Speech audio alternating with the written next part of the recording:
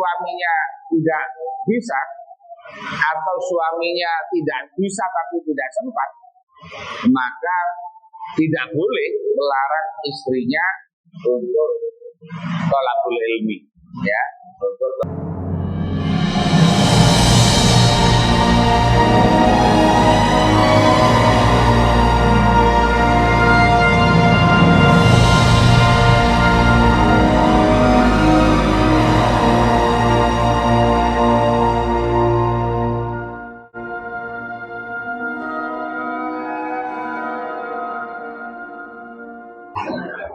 jadi secara umum bahwa siapa orang yang puasa Ramadan kemudian setelah Ramadan di bulan Syawal puasa 6 hari, maka pahalanya seperti puasa 1 tahun. Di daerah-daerah di Trenggalek itu ada. Trenggalek itu ada orang yang satu kampung, ya, satu kecamatan itu memang ditradisikan semuanya setelah puasa Syawal, sholat Id, setelah sholat Id itu besoknya puasa semuanya lagi. Satu kecamatan itu, aku puasa kecamatannya. Satu kecamatan itu puasa semuanya. Nanti lebarannya, katakan silaturahimnya itu setelah lebaran ke-7, Kupapan. Ada Kupapan.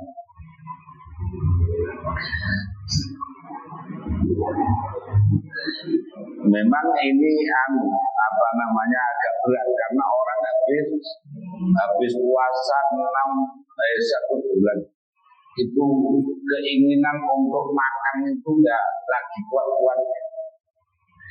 An-nufusu jadi nafsu itu setelah dikendalikan 1 bulan itu pinginnya ya sebebas.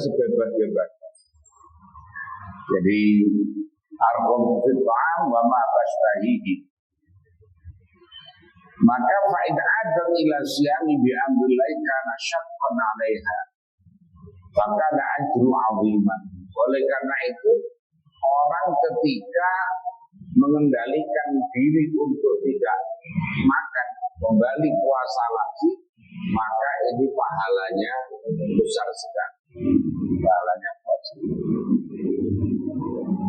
Makanya dikatakan faman shoma Ramadan wa aqabahu bi sittin min Syawal pada annama shawad dara li annal yawma bi asrati ayyam.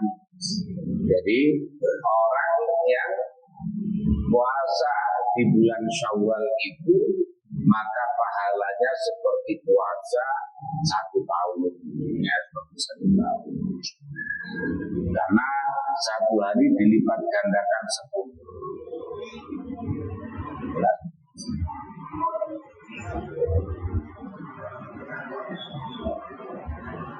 Istihbab dari hadis ini bahwa disimpulkan istihbab usyami salah satu ayam min Syawal, disunahkannya puasa 6 hari di bulan Syawal.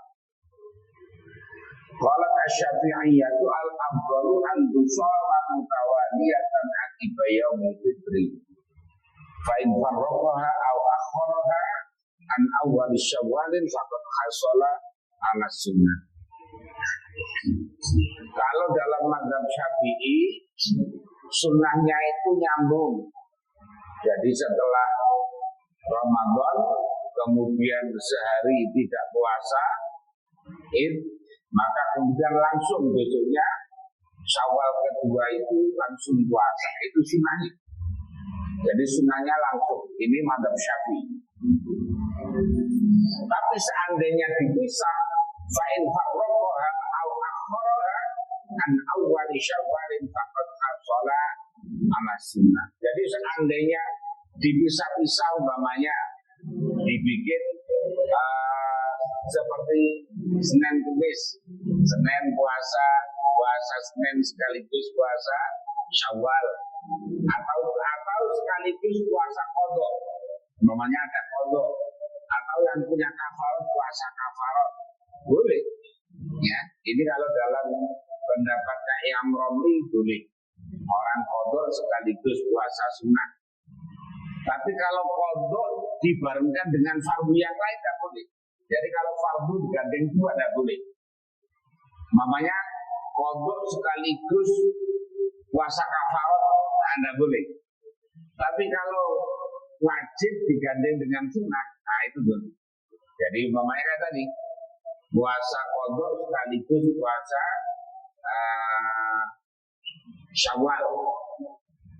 Maka ini menurut Imam Romli dibolehkan. Tapi kalau menurut Imam Ibnu Hajar tidak. Jadi boleh di awal, boleh di tengah, boleh diakhirkan. Tapi kalau dalam mazhab Syafi'i yang utama adalah di awal.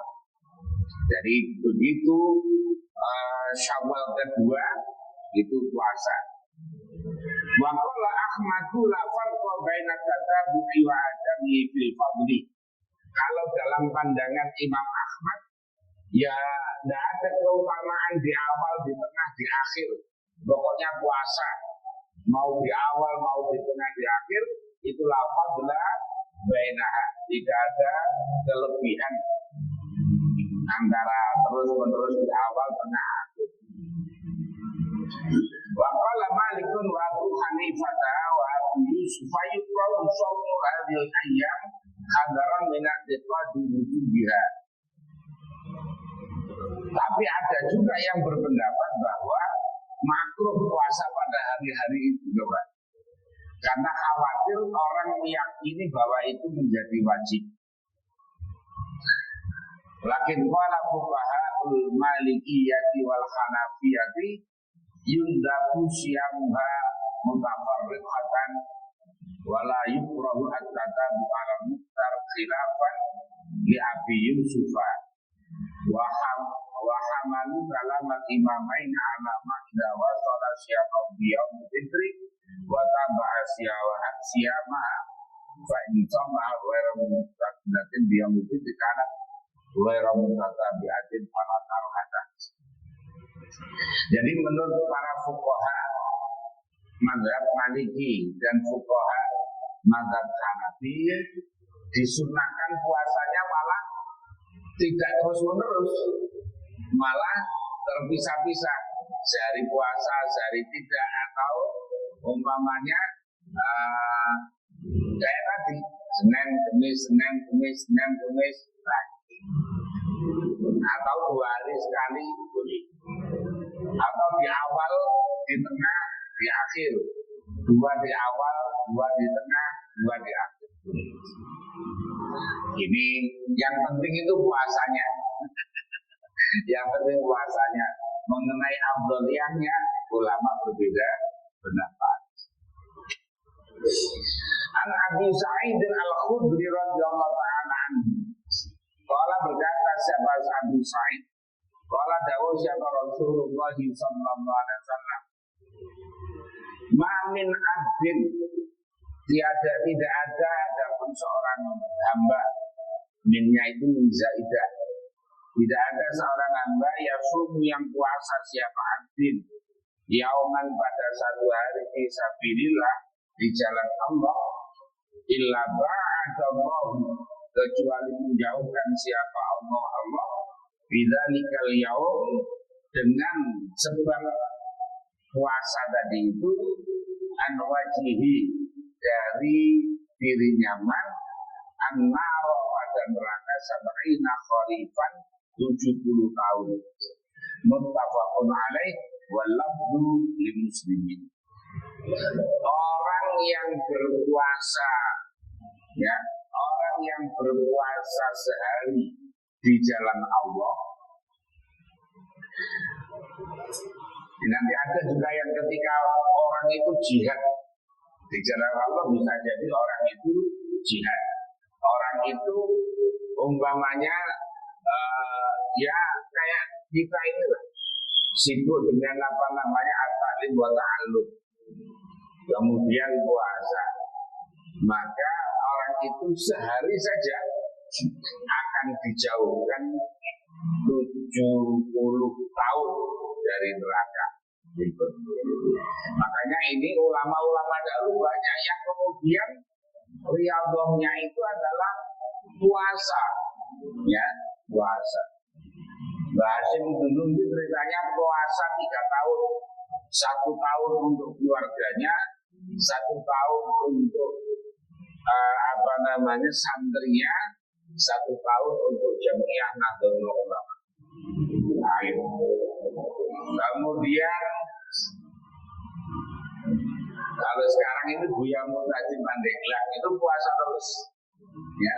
Buya Mufassir itu puasa terus. Jadi dulu Mbak Yai Idris Kamali juga begitu, jadi puasa.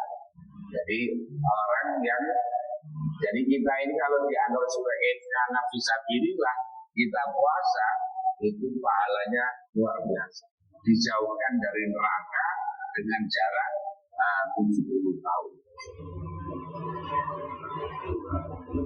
Nah ini asyamu fil jihad bisawabu azimun. Puasa ketika dalam jihad itu pahalanya agung. Wasirul dzalika annahu jama'a baina syiyami alladhi wal jihadul akbar lin nafsi wa baina qitali lil adu alladhi wal jihadul akbar. Jadi orang karena itu mengumpulkan dua, yaitu jihad akbar dan jihad akbar. Makanya orang ketika jihad, nah kita ini orang yang, karena orang mencari ilmu itu sama dengan fisabilillah. Maka orang ketika puasa, makanya kalau anak-anak itu puasa itu luar biasa karena mengumpulkan dua jihad, ya, dua jihad. Maka pahalanya adalah besar. Ya.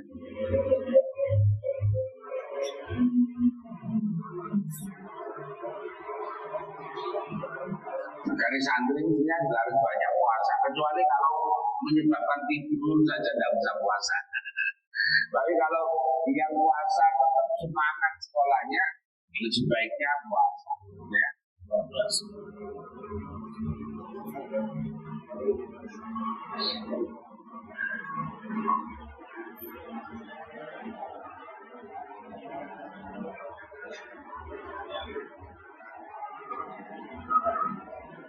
Fadilatul hadis, fikul hadisnya.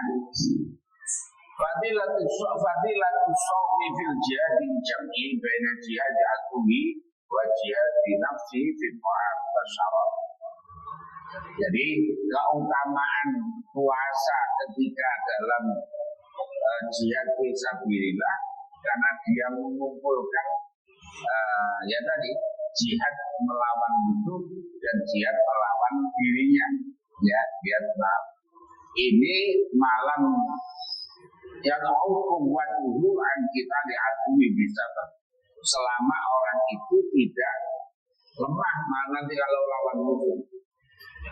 Dulu ketika perang Badar itu terjadi pada bulan Ramadan, ya, perang Badar, perang pertama itu terjadi pada bulan Ramadan. Dan orang yang perang itu, sahabat-sahabat perang itu sambil puasa dan menang, ya, sambil puasa dan menang. Jadi itu namanya orang yang mengumpulkan jihad melawan musuh dan jihad melawan nafsunya. Tapi yang diteruskan kalau umpamanya kayak anak-anak puasa Senin Kemis atau puasa Daud, seandainya menyebabkan ngantuk ketika puasa mau tidur terus, ya tidak usah puasa.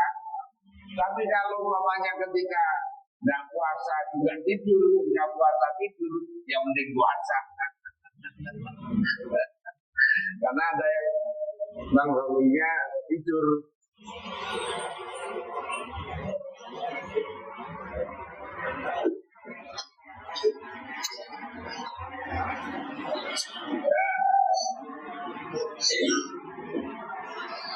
Wa an Aisyah radhiyallahu ta'ala anha, qala berkata Aisyah,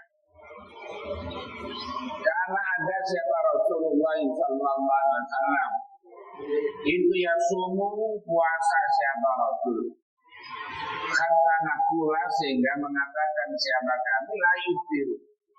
Jadi Nabi itu saking seringnya puasa, seakan-akan kami katakan Nabi itu puasa terus. Nah, itu tidak berbuka. Tapi juga bayu biru kata nakula layu sumu. Nabi ketika tidak berpuasa, kita katakan seakan-akan Nabi itu kan lebih banyak tidak puasa. Jadi kalau lagi tengah puasa, seakan-akan puasa terus. Kalau sedang tidak berpuasa, seakan-akan tidak berpuasa.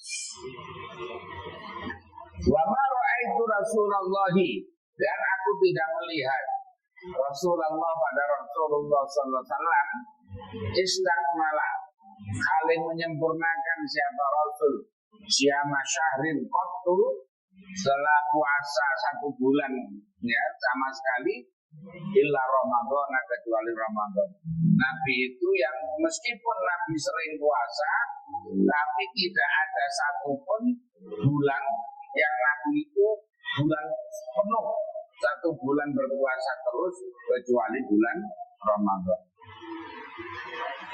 Wa ma ra'aitu fi syahrin aktsar minhu syaman fi Sya'ban. Wa ma ra'aitu, dan tidak melihat siapa aku kepada Nabi fi syahrin di dalam bulan aktsar yang lebih banyak minhu daripada syahrin apanya syaman puasanya fi Sya'ban di dalam bulan Sya'ban. Nabi itu paling banyak puasa selain puasa Ramadan adalah di bulan Sya'ban, ya di bulan Sya'ban. Muttafaqun alaihi wal lafzu lil muslimin.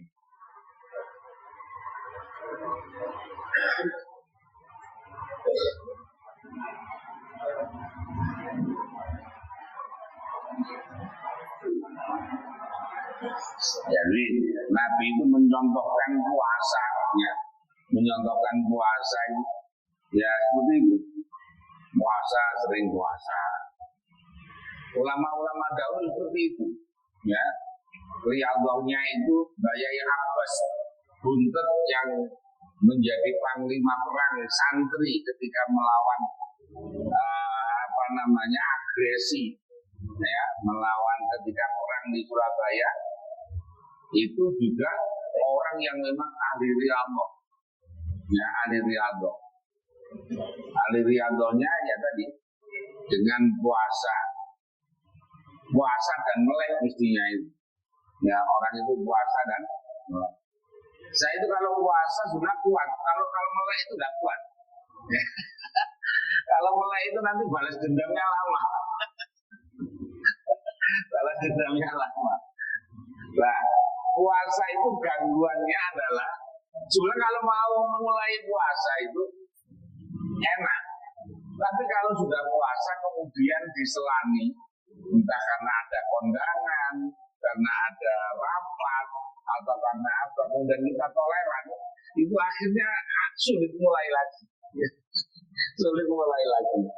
Jadi kalau sebetulnya kalau mau istiqomah puasa itu enteng sebenarnya. Jadi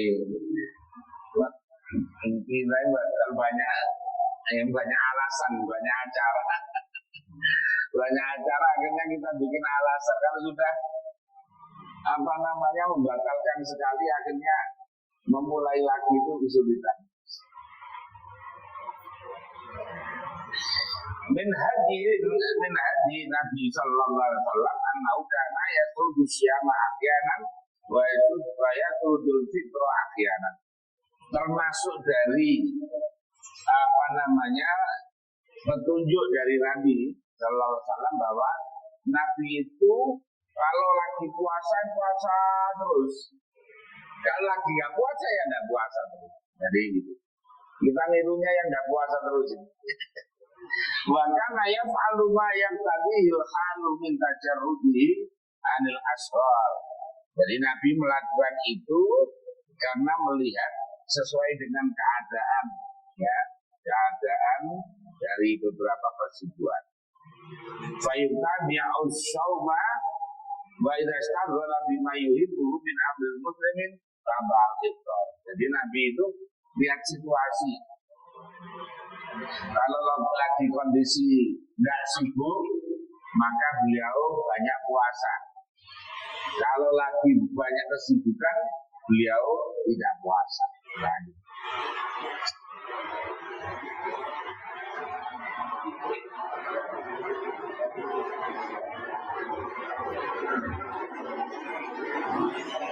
Kayak nanti, ini bentar lagi, sekarang masih bulan Dzulqa'dah. Nanti di bulan Dzulhijjah itu sunat puasa mulai awal mestinya. Mulai tanggal 1 Dzulhijjah itu sunat puasa. Tanggal 1 sampai tanggal 9 ya. Tanggal 1 sampai tanggal 9. Hanya biasanya ada yang ngambil tanggal 8, tanggal 9 saja. Bahkan ada yang ngambil tanggal 9 saja. Bahkan ada yang nggak ngambil sama sekali. Ada yang nggak ngambil sama sekali. Padahal mestinya ya santri harus banyak puasanya.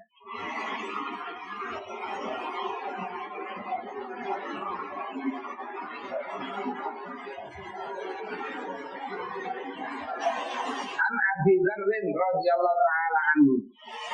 Qala dawuh siapa Abi Dzarrin, berkata Abi Dzarrin, amarona perintahna kepada kita siapa Rasulullah sallallahu alaihi wasallam an-nasuma sekiranya puasa siapa kami kita minasyari dari bulan salah satu ayamin 3 hari. Nabi memerintahkan kita supaya setiap bulan itu puasa 3 hari, yaitu salah asyrota wa arba'a asyrota, kemudian wa khamsata asyrota, yaitu tanggal 13, 14, 15.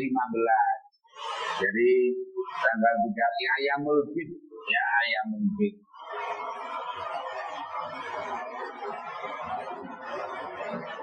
Tapi perintah ini tetap hukumnya adalah perintah yang sunnah ya, perintah yang sunnah. Fiqh hadisnya at-targhibu fi siyamil ayyamil bid wa bihi qala jumhur. Wa qala al-malikiyatu yustahabbu shawmu thalathati ayyamin min kulli syahrin wa yuqawu akhfituha bil bid li'alla yadunna al-jaidu wujubaha wa aqdan bi fi'lihi. Jadi kalau menurut pendapatnya Imam Maliki, kalau imam yang lain bahwa Yaumul Bid itu hukumnya sunnah. Puasa tanggal 13, 14, 15 tiap bulan itu hukumnya sunnah.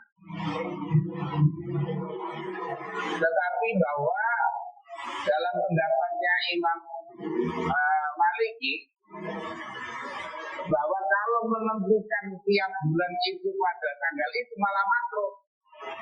Jadi pokoknya kalau tiap tinggal 13, 14, 15 puasa itu malah makruh. Ya. Jadi wajib kau taksi suha bilbin. Ini pendapat Imam Maliki. Mengapa kok dianggap makruh? Karena li Allah yabunnal jahilu wujubaha. Karena supaya orang tidak menyangka, orang bodoh tidak menyangka bahwa itu adalah wajib. Jadi khawatirnya dianggap bahwa itu menjadi wajib. Makanya kalau dikhususkan itu malah makruh. Yang mengkhususkan lihat ya. Tapi menurut 3 mazhab yang lain, mazhab Syafi'i, mazhab Hanafi dan mazhab Hambali, bahwa Ayyamul Bid itu hukumnya adalah sunnah. Ya begini ini karena cara pandangnya, ya cara alat analisisnya yang berbeda sehingga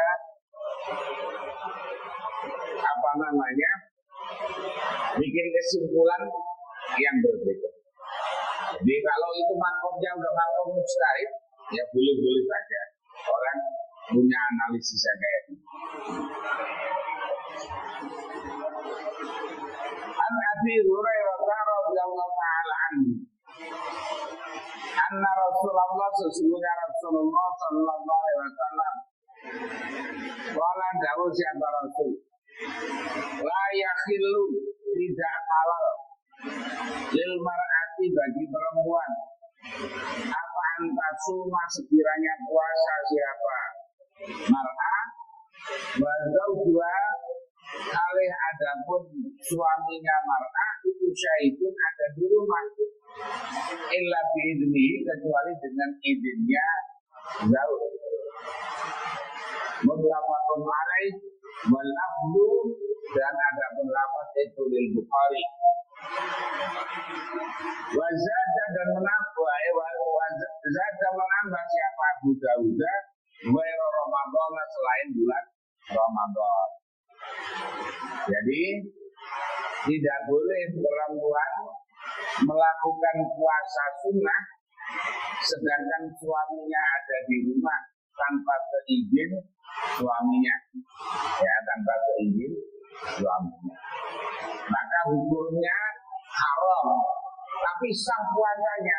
Jadi ya, makanya puasa itu ada yang puasa yang haram tapi sah, ada haram yang tidak sah, begitu ya. Puasa itu ada yang haram tapi sah, ada haram dan tidak sah. Kalau haram yang sah tadi yaitu perempuan puasa sunnah tanpa seizin suaminya, puasa sunnah ini haram tapi sah. Jadi haram karena tindakannya, puasanya ya puasanya. Yang kedua adalah haram dan tidak sah. Kalau haram dan tidak sah itu adalah puasa tanggal 1 Syawal, itu haram dan tidak sah. Puasa tanggal 10, 11, 12, 13 Zulhijjah. Jadi kalau dalam mazhab kami adalah haram dan tidak sah. Termasuk puasa sunnah mutlak setelah nisfu Sya'ban. Jadi setelah nisfu Sya'ban, tiba-tiba pagi-pagi kok malas, mau sarapan malas, badan rasanya masih penuh, makan kayak masih penuh, lah saya niat puasa, lah ini malah haram, ya haram. Maka jadi haram dan tidak sah. Jadi ada haram yang sah, ada haram yang tidak sah.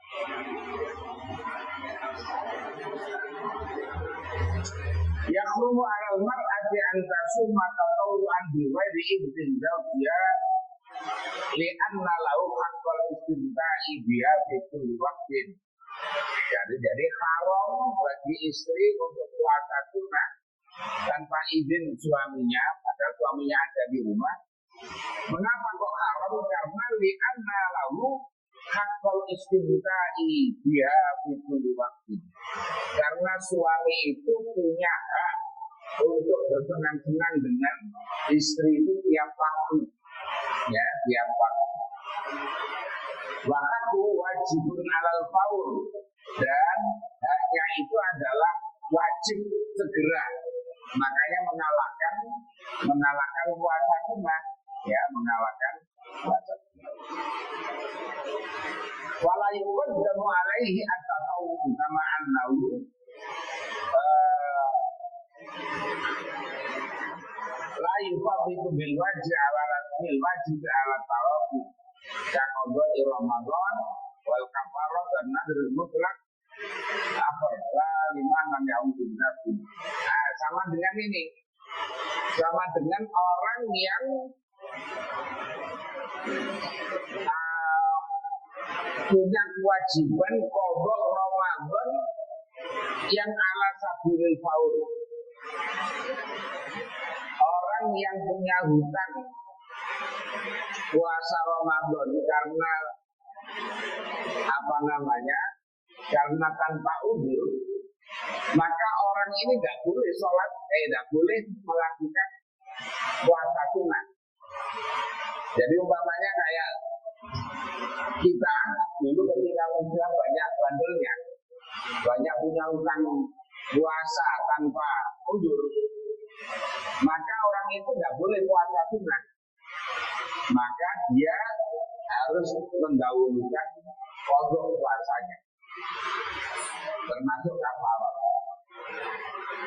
Kecuali kalau yang qadha yang ala sabil tarohi, qadha yang longgar, contohnya orang karena haid, orang karena safar, orang karena sakit, kemudian tidak puasa, kemudian ketika Syawal dia puasa Syawal tidak qadha, boleh.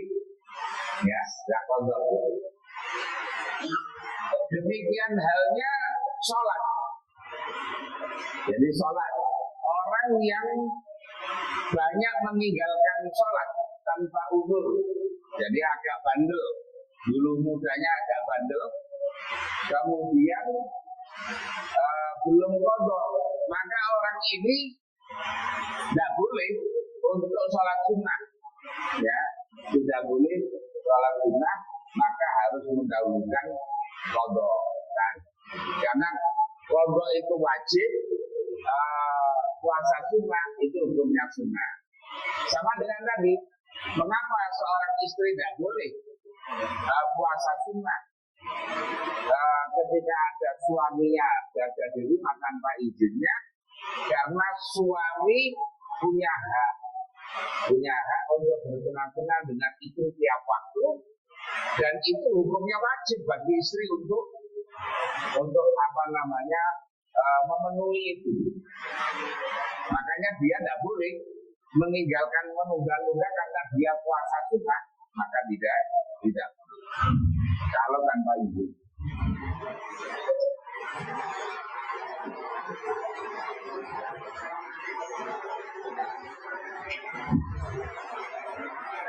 Yang berikutnya kesimpulannya adalah ada khurujul mar'ati an ta'ati zawjiha hatta fi umuri ibadati wal fardhi.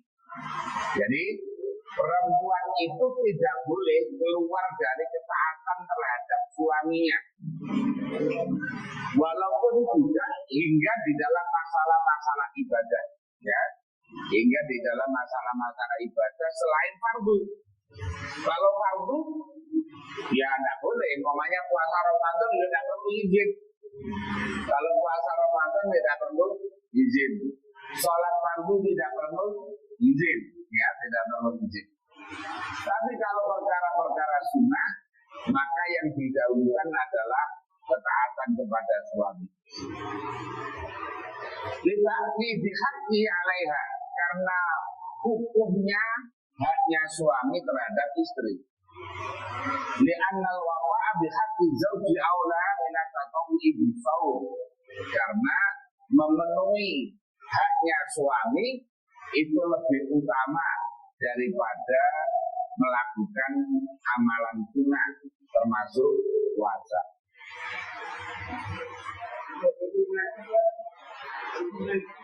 Gimana? Oh, istrinya pergi ngaji.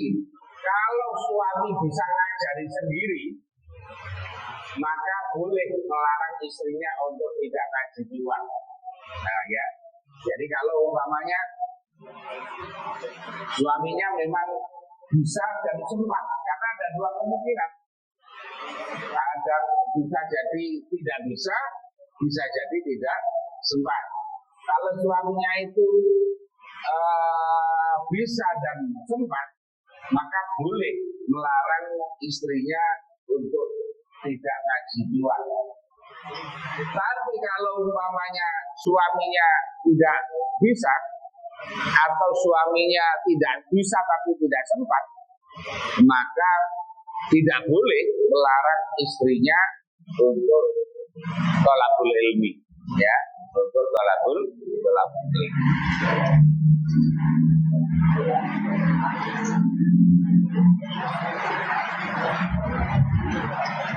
Yang kedua adalah wujub shaumi Ramadan wa in karihaz zawj. Yang kedua bahwa Ramadan ya wajib, walaupun suaminya tidak senang istrinya puasa, tidak boleh, tetap harus puasa. Jadi mamanya ada seorang perempuan, ini ahli ibadah, perempuannya, laki-lakinya mamanya fasik, pemabuk, tidak mau sholat. Jadi kalau puasa Ramadan melihat istrinya puasa, dia tidak senang, ya tetap harus puasa karena itu hukumnya wajib.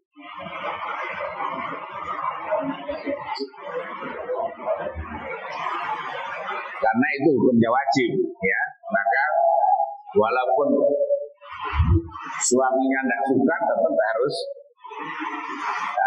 melakukan, ya, harus melakukan. Nah ini kadang-kadang itu kalah, ya. Ini beberapa bulan yang lalu itu ada perempuan yang nikah dengan laki-laki yang mu'alaf. Jadi mu'alafnya itu karena mau nikah. Jadi banyak yang kasus begini paling banyak ini. Karena rata-rata orang-orang non-muslim itu masuk Islam itu biasanya gara-gara karena mau menikahi perempuan muslimah. Kemarin juga ada yang mu'alaf dari Rumania. Saya mengislamkan saya. Dari Rumania, kerjanya di Jerman. Karena Facebookan, ya, atau entah itu apa Instagraman atau apa, itu sehingga berkomunikasi kemudian sepakat nikah di Indonesia. Kemarin masuk Islam. Jadi masuk Islam ya karena mau nikah. Nah biasanya ini kelemahannya, kalau nanti suaminya dominan, ini biasanya kalah istrinya nanti. Nah kemarin yang akhirnya masuk Islam itu begitu. Suaminya semula non-muslim, kemudian masuk Islam karena nikah. Tengah-tengah perkawinan akhirnya kembali kepada non-muslim. Istrinya akhirnya ikut non-muslim karena tergantung secara ekonomi, sudah tergantung.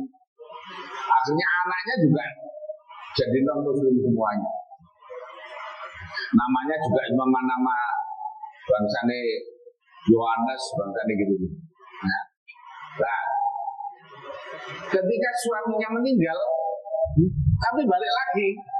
Jadi ketika suaminya meninggal, dia pulang ke Jawa, akhirnya masuk Islam lagi. Ya, anaknya dua diislamkan. Nah, istrinya saya sebetulnya belum pernah keluar dari Islam, mau saja. Hanya selama ini saya tidak sholat karena ngimbangi suaminya. Karena ngimbangi suaminya itu. Sono masalah ya. Dia lebih masyarakat itu udah macam-macam. Ya, teman.